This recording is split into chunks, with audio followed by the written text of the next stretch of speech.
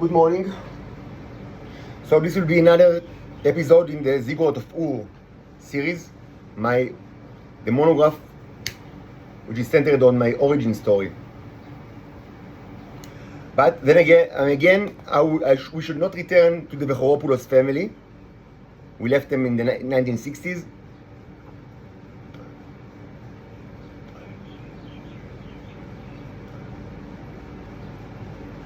And I hope, if my audience will forgive me for that.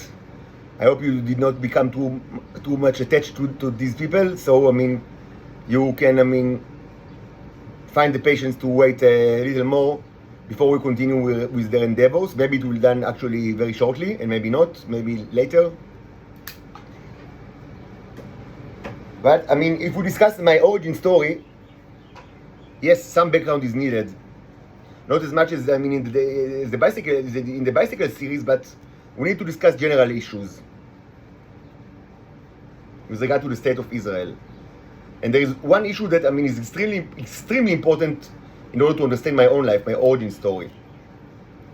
This is kind of like a background issue, but it's extremely important. And I spoke about it, but in the distant past, like maybe 2 years ago. And I understand if probably people do not remember, or mostly didn't have any access back in the day.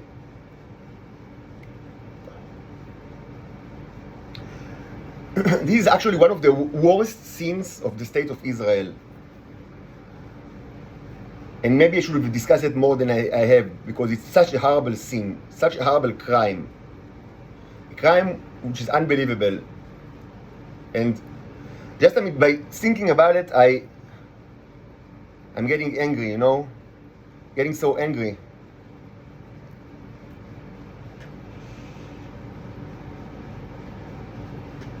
Just by thinking about it, makes me so mad. Because it's really, one of the most cruel things that they've done. And they're doing it for a long time now, for a long time, for many decades. And it actually does not relate, not to me, to the cherubs, and not to the titans specifically. And also not to the Palestinians.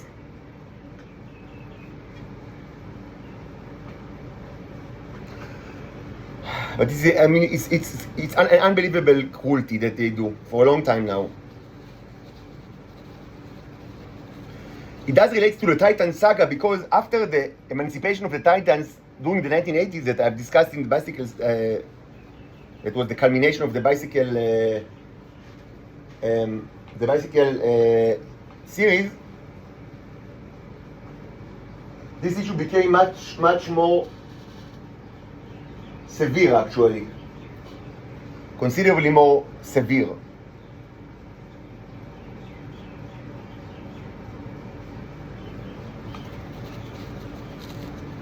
But it was started before 1980s, for certain. Kind of like a horrible social institution.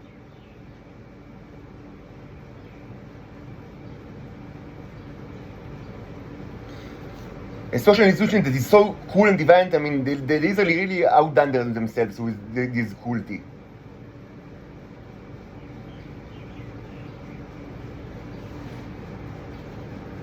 So the question is, for whom the bell tolls?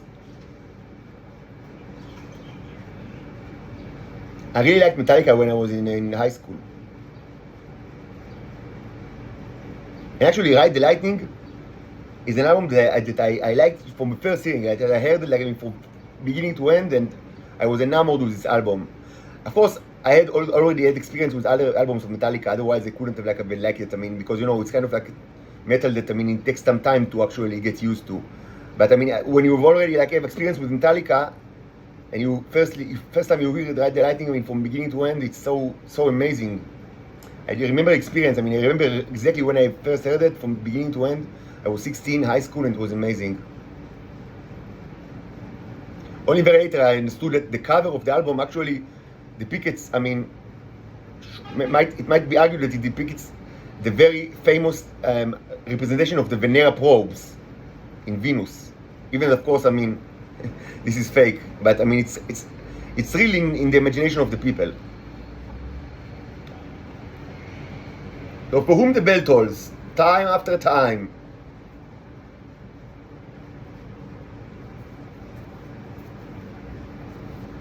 It will be a short video, but very important one. Both because it's an important subject and also it strongly relates to my origin story.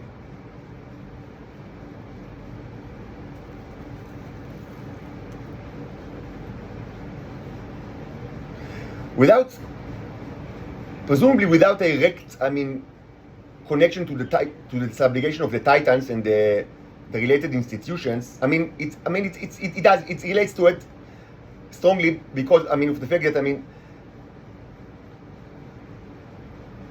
this is another kind of slavery, and it's a horrible kind of slavery that exists in Israel. I don't know since when, but certainly it was actually in place in full throttle, as they said, in the 1970s. But I don't know when it actually started. Most certainly after the state was established, unlike the Titan subjugation, which is started with Zionism by the end of the 19th century. But this kind of slavery was instituted probably between the 1950s and the 1970s. It's a really horrible, slavery. And it's making me so angry just to speak about it.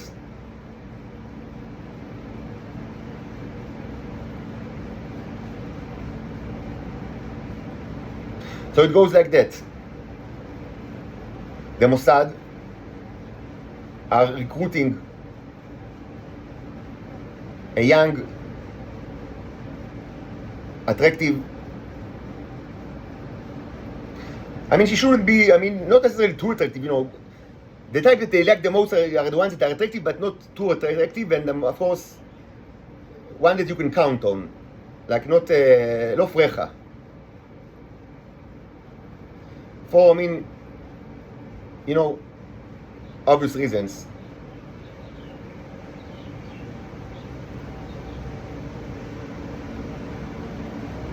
Interestingly, the singer of the Shir Frecha, בעלי לצעוק, אני פרחה, עופרה חזה.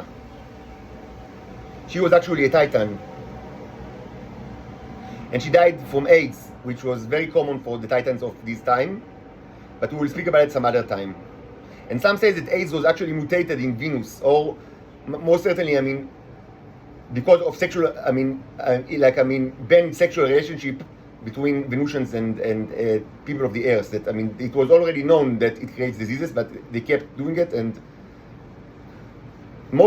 probably between wizards and Venusian females, between females that changed their appearance to males from Venus in Earth to Venusian females in Earth.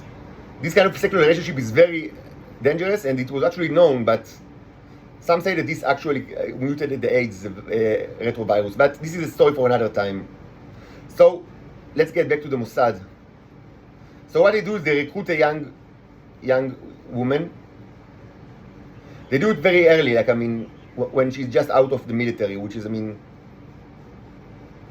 typical time when they recruit older people. The Terrans, not the Venusians.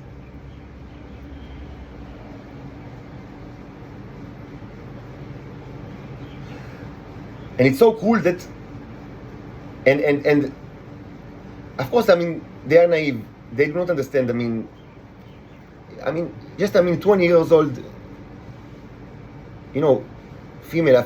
She served in the military in some kind of a job, but she wasn't like a Rambo in the military. You understand it?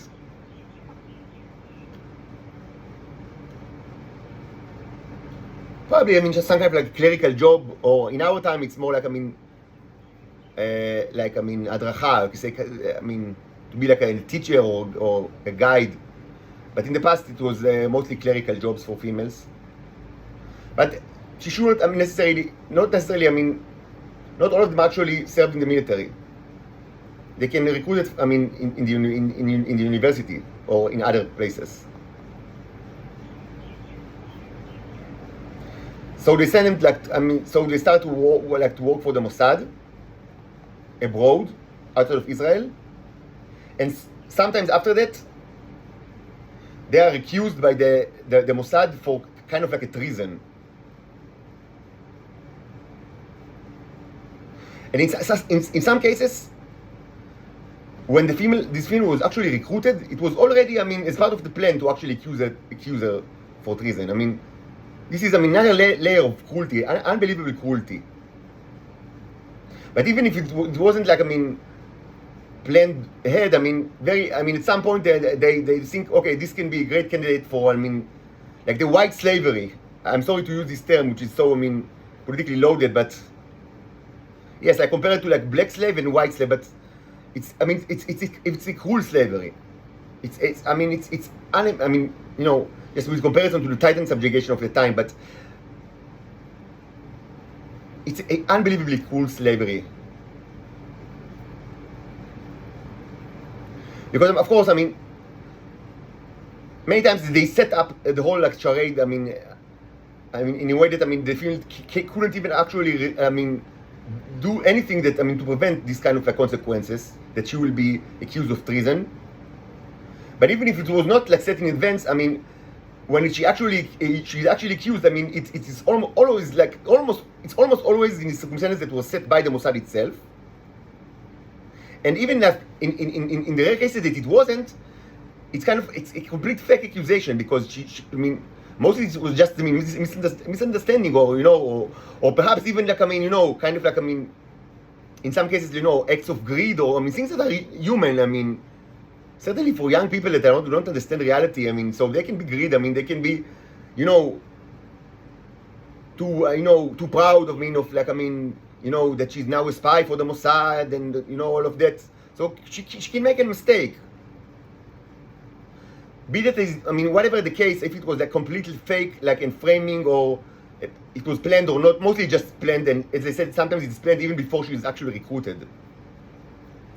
The actual result is the same. She's trialed in Israel, and there is only one verdict. Only one verdict. No, not the death penalty, not at all. This wouldn't make sense.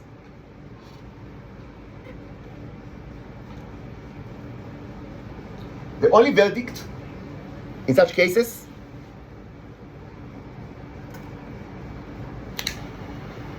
is to become, I don't know how they call it, what names do they use, but in actuality is that she's now a lifelong slave of the Mossad and the Shabak until she's dead.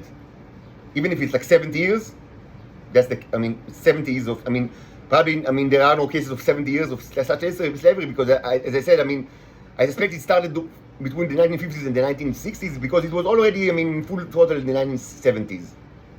But up until she's dead, she's still she's a slave. Presumably, she doesn't get any immediate punishment, even though presumably they could have sentenced them to death, because in Israel, there is like a death sentence for treason.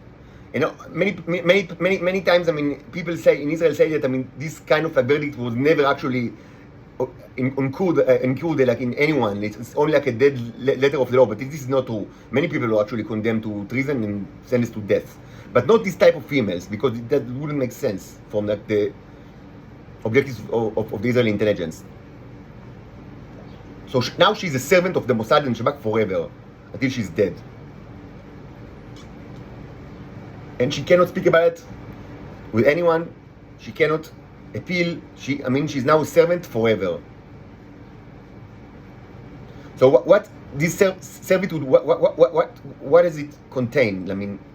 So first, no, it does not contain sexual slavery, because of many reasons, and the most of it is that they are all pedophiles and homosexuals, and they do not need these females for operations abroad. After her treason, she's landlocked in, she's bound to Israel, and she can exit Israel. She can get out only with permissions and under the eyes of the Mossad, and certainly not for like further operations. But they need it as a slave in Israel. Now this is somewhat comparable to the situation of the Titans until their emancipation during the 1980s. It's somewhat comparable to that. Of course, after the 1980s, the situation with the Titans was completely changed. But this kind of slavery only, became much more prevalent because they didn't have the Titan slaves, so they needed more of the Homo sapiens slaves. But as I said, it was already in place, this kind of like institution during the 1970s. So in some ways, it's comparable in the fact that they are used as companions for like wives. I call it fake wives because they don't have sex. So according to my terminology, this is fake wife. But from an outsider point of view, they are married to people of the many homosexuals and pedophiles of the Israeli intelligence. Again, I should remind you that it wasn't always customary to actually marry the Titans. And it's still not customary even today because of all sorts of reasons. Yes, I spoke in this series about Yaakov and Batya, but it wasn't actually typical back in the day, and even later it wasn't typical for all sorts of reasons. But sometimes they do marry the Titans. They did marry the Titans, until their emancipation. After the bicycle saga, everything changed considerably. And this also relates to my origin story, but this is a story for another time. Because I want to focus not on the Titans, but on these female Homo sapiens slaves.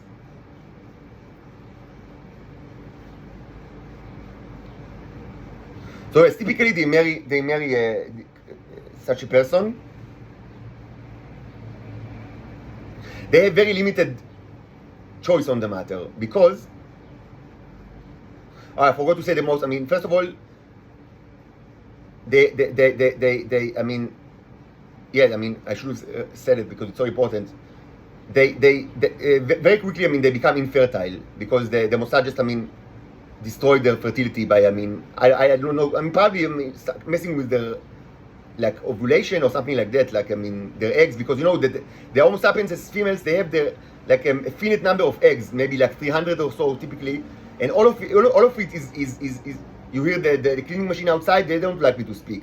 Every morning, cleaning machine with sound and electricity. Every morning. On any other typical street in Israel, it's like, you see cleaning machine once every like 6 months or so. But here, every morning, like an hour of a cleaning machine. So the robot will shut his mouth. But he will not.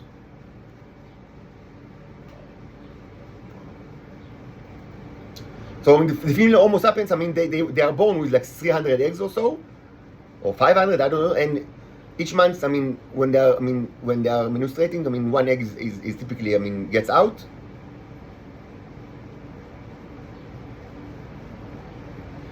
In Titans, it's actually different. It's, the cycle is mandated by the cycle of the male in kind of like, in transaction of fluids. But let's speak about Homo sapiens. They are the issue, the subject of this video. So it's possible to destroy all the eggs of a Homo sapiens female, and then she's infertile. This is actually pretty easy to do it. Like, if you're a totalitarian, cruel state.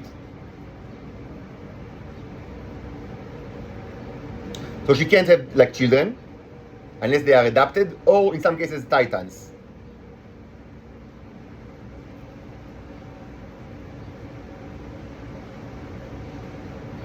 And she has limited ability to actually control who will be their husband. Because they always know that, they cannot, like, reject too many candidates, because they will need to, to marry, typically to marry one, and if they will reject too many of these, they will find themselves with a very, cruel and disgusting candidate. Of course, if such marriage fail, most, it happens mostly, when the male doesn't like his slave. So, divorce is possible, and then she needs to marry another one. Another pedophile or homosexual. And in addition to that, until the end of their life, they are always on, like in standby, waiting for commands from the Mossad, if they will want anything from them inside of Israel. the Mossad acts a lot inside of Israel. I mean, don't be fooled by, I mean, the stupid theory that the Mossad only works outside of Israel and not in the United States. The Mossad works in the United States and outside of Israel in every place that they want, and also inside of Israel, and they are actually in severe competition with the Shabak. And this is actually, as I said many times, it's not special to Israel. Many states like in this world operate this way, that I mean the intelligence services are competing with each other. I mean inside the same state, the same country. So if they want them, and any kind of like, I mean, any kind of like, I mean, job inside of Israel, they must obey. And there are tons of things that, I mean, they are doing inside of Israel.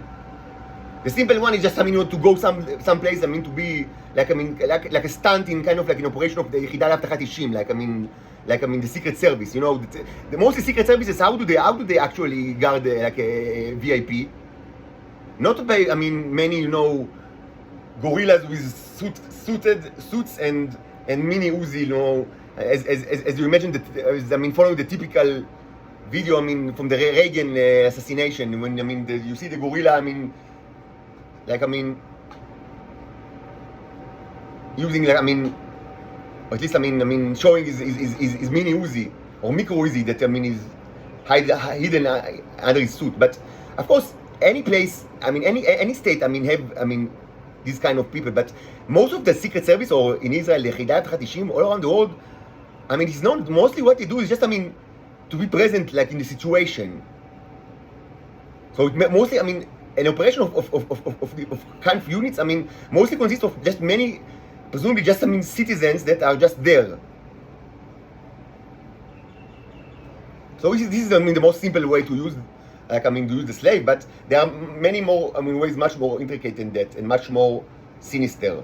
And she cannot refuse.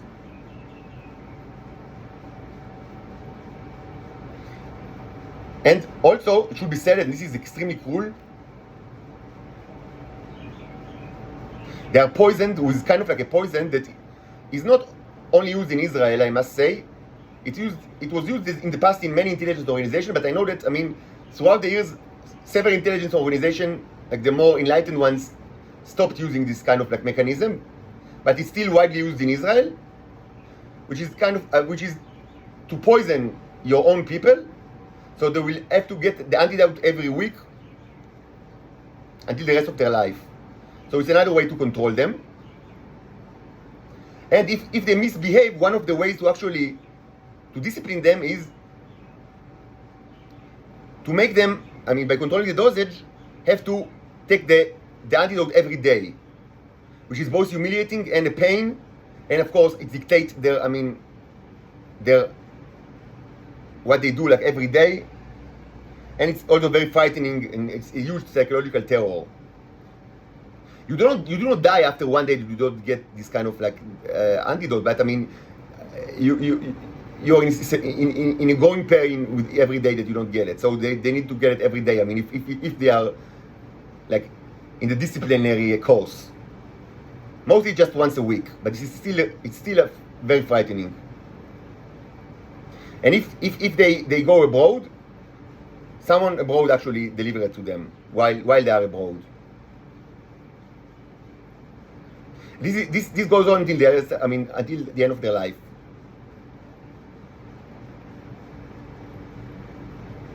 This is incredibly cruel. Of course, this female is not allowed to have sex.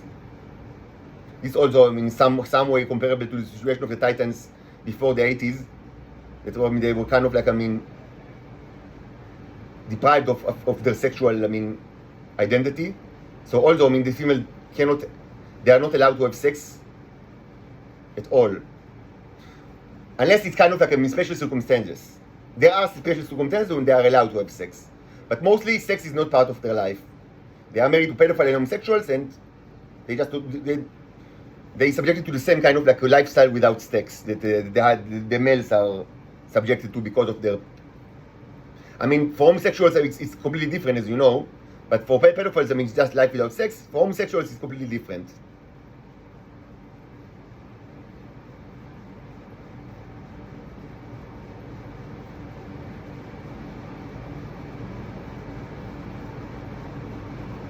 There are many women like that in Israel. And these are the people, that are suffered the most by the Israelis, the people that I have the most mercy on. Like, I'm so sorry just to think about it. But there are many women in Israel actually right now that are in this status, and they cannot speak about it with anyone.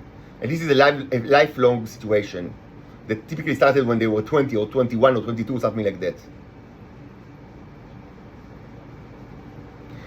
I should mention two women that belong to this kind of status. Two Homo sapiens women that belong to this status. The first one is my mother. She was trapped during the 1970s, and since then she is a slave of the Mossad. Now, during the time, such slaves could actually have children, adopted children, both Homo sapienses and also Titans. It was already very difficult to actually adopt during the 1970s. It wasn't like in the 1950s, as I mentioned in the previous video. And now it's almost impossible to adopt, an Israeli baby. And this is the situation throughout, all the developed world. That, adoptions are carried, are almost always done from other countries, and even this is very incredibly difficult today, in our day. This is like that, because all sort of circumstances. But in the 70s, it was still somewhat, it was considered kind of a great treat, like a great, perk for kind of like a slave to be able to gain the permission to actually adopt a Homo sapiens baby. And they were very rare. But back in the day, and also much later, it was much easier to actually adopt Titan babies because they were wanted by the establishment for all sorts of reasons that all belong to Titan subjugation.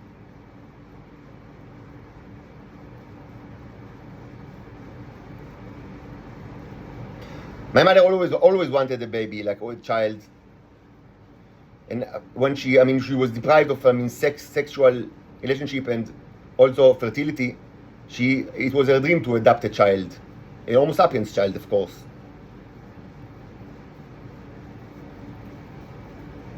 When she was younger, she always dreamed. Imagined that she would have six children. Eventually, she had 0 biological ones.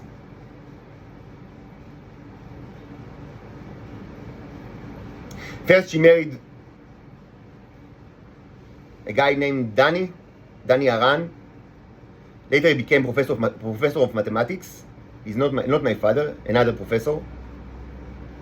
But he didn't like. She was not submissive enough for him. Of course, he was pedophile. But so they divorced quickly. After several months.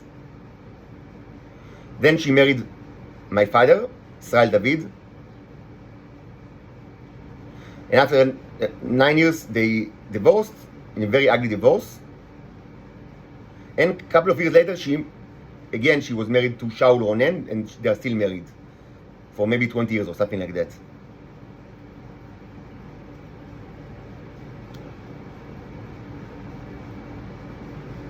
So my mother actually, she really wanted a baby, a child, even an adopted one.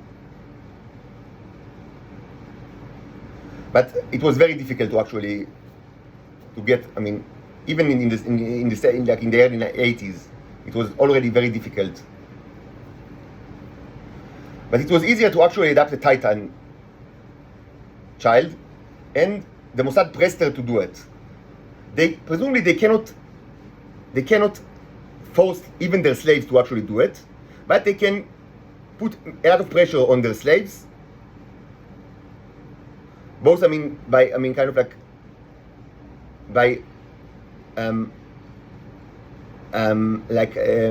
promise of privileges that they will get, and sometimes they do get it. After sometimes they did get. Many times they actually did get. Privileges from the state, with the mediation of the Mossad. The Mossad Rosh Hashanah, after they adopted the Titan babies. It wasn't just false promises. And also, of course, the pressure from the other kind, of like torture, in the multitude ways they torture people if they will not accept it.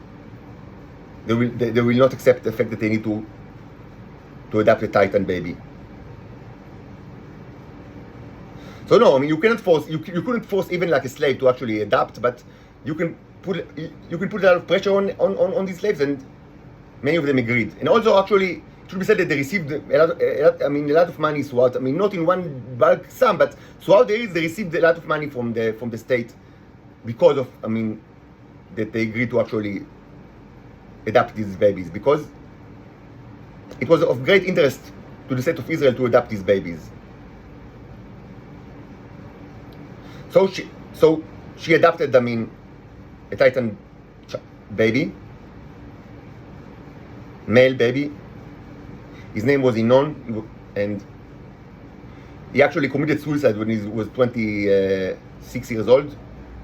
This fate was actually very common for Titan males, to commit suicide for all sorts of reasons that I don't want to get into it now. It's incredibly cruel and tragic, but it's kind of like it's not unheard of at all for Titan males, adopted males, to actually commit suicide very early in their life.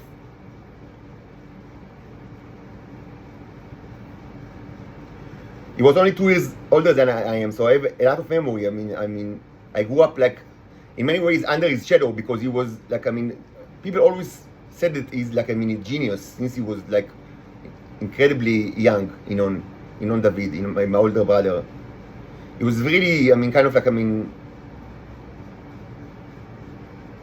rare genius, like a very rare prodigy with very high IQ. And I was like, I was 2 years younger, and I kind of like, at least in my early childhood, I kind of like, I grew up like under his shadow in some ways, but it's not that, I wasn't envy of him. Like, I understood that he's a genius, and I'm just, like, he likes to study, and is very good at mathematics, and, Gemara, Torah, whatever. And I like to eat. I always like, I liked like to eat. Like, since I was very young, like, almost all my like childhood photos, up until very late in my life, it's me like eating something, with great smile and joy on my face.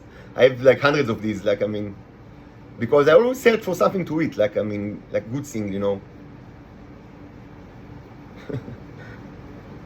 and he was the genius, and I was the fresser, as they say, fresser, like, the child that always seeks, something nice to eat, tasty. But I was fine with that. It didn't left, like, I wasn't envy of him. I understand, some people are geniuses, and some people, they're fressers, they just like to, to indulge themselves with all sorts of, like, delicacies.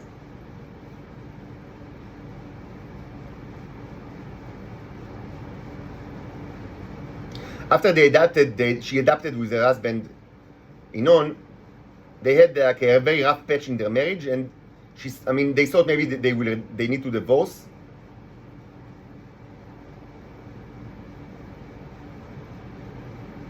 But actually, the divorce was not this potential divorce was not something that the establishment, the Mossad, actually wanted at all, because they actually regarded this couple, even though the marriage life was not good at all, they regarded this couple as kind of like a unique couple, because they were both very, very intelligent. The father and the mother, like Hannah David, my mother, and my father, Israel David. Very intelligent and very educated. And this is something that is not that common in the Israeli intelligence and security sectors. Most of them are just, Conan the Barbarian. That's what they are. They have no brains, and they do not like anything that relates to to actual intelligence or education. They're just Conan the Barbarians. And so people like in the Mossad understood that this kind of like, that they have like a relatively rare couple.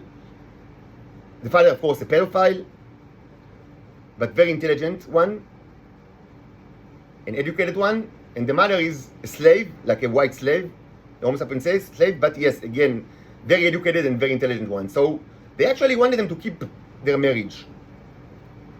for the purpose of raising titans.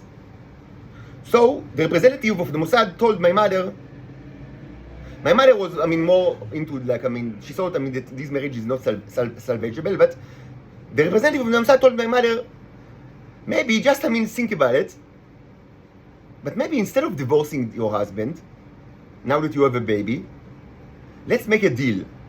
Instead of divorcing, why don't you adopt another Titan baby?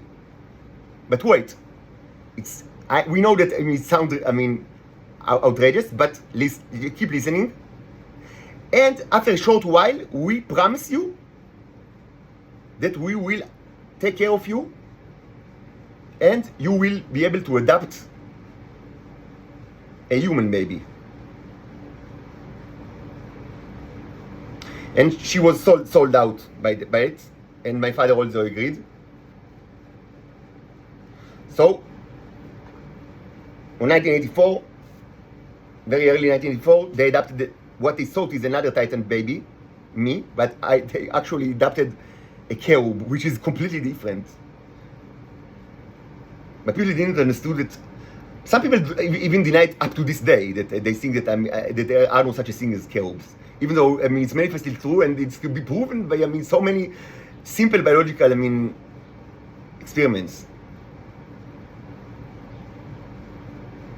So they actually adopted a cherub baby, in addition to the Titan baby that they already had Inon. The first was Inon, and the second was me, Noam, the cherub baby. But they didn't know that it is a cherub. And after 2.5 years, the Mossad kept their promise, like their word, and yes, they adopted Uri, my younger brother, which is a Homo sapiens. So actually, they raised, my mother mostly, because, after some time they divorced. So my mother actually raised 3 children, 3 boys, very close in age, of 3 different species. This actually puts her in very kind of unique position, I would say. But of course, she's still a slave up to this day. And this is very cruel slavery, and with many implications.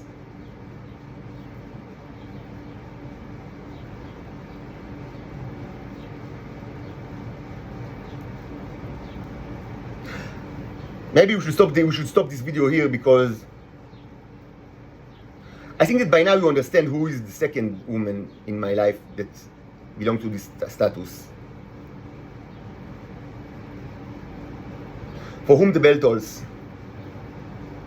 For whom the bell tolls. Time after time. Of course, all of it was done without my knowledge, and I only understood it much after, only recently, relatively recently. But the intelligent listener or watcher of the video can understand very well why it was so important for the Mossad to actually use these kind of slaves. A female that belonged to this status, in order to trap me. And if it's not clear to you, I can elaborate on that, but let's do it in a different video. I must say that there are not many issues that are so close to my heart, and that I'm so angry to actually. These females are probably the ones that are the cruelest. No, they're not cruel. The victims of the most cruelty of the state of Israel.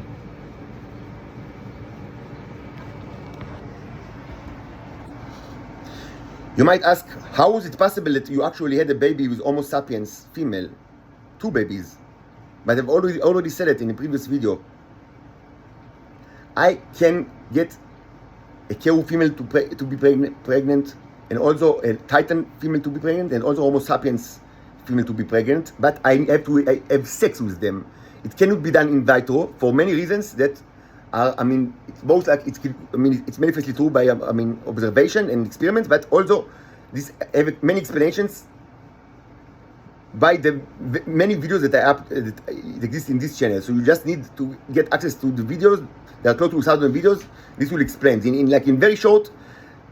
The robots, I mean, they're not like sperm cells that are kept in freezing condition. I mean, in like not moving, in hibernating. In freezing condition, they are much more active, and they do all sorts of stuff. I mean, if you keep them on a freezer, they will create all sorts of stuff, and they will change. Like, I mean, so I mean, when after the frozen state, when you put it like inside in vitro, like in a uterus, I mean, they will create not a baby, but I mean a monster that mostly, I mean, probably it will not create any kind of, like, I mean, a viable human baby or any kind of baby, or I mean, it will cause natural abortion very early, or another possibility that will, I mean, the creepiest one, that actually it will, like, the fetus that will actually develop will be some kind of a monster.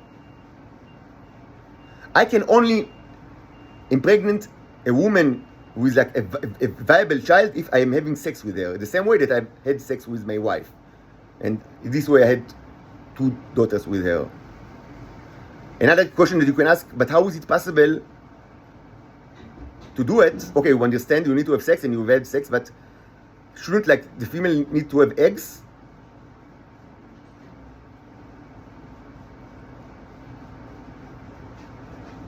Short answer is no. Longest answer, but it is also short, is that this actually surprised the intelligence community in Israel tremendously when Orin was born, and 11 months later when Hila was born. And since then, I mean, the birth of my 2 children were, I mean, the happiest things that happened to me in my life. And I miss them so much, and I raised them since, I mean, in joint custody up until like 7 months ago. And I wait every day. I pray to God that I will be able to raise them as it was until 7 months ago in joint custody. But I should say that with all this happiness, since the day that Orin was born, and after that, I mean, very, very shortly, Hila was born, I am a non-stop target of the Israeli intelligence. They hunt me to much, I mean, considerably larger, greater extent than anything that was done before. I was also a target before that, but my life considerably changed for the worst with regards to the Israeli intelligence after they were born, because this actually creates like a huge stir, like a storm in the upper layers of the Israeli intelligence, and of course they wanted to torture me much more than ever, and to conduct experiments and to use me as a farm animal and all sorts of cruelties that I've spoken about in the past, and I will speak about it more in this series, like the Ziggurat of Ur. So this will be all for now, and in the next chapter we will continue to discuss the whereabouts of the Vechoropoulos family.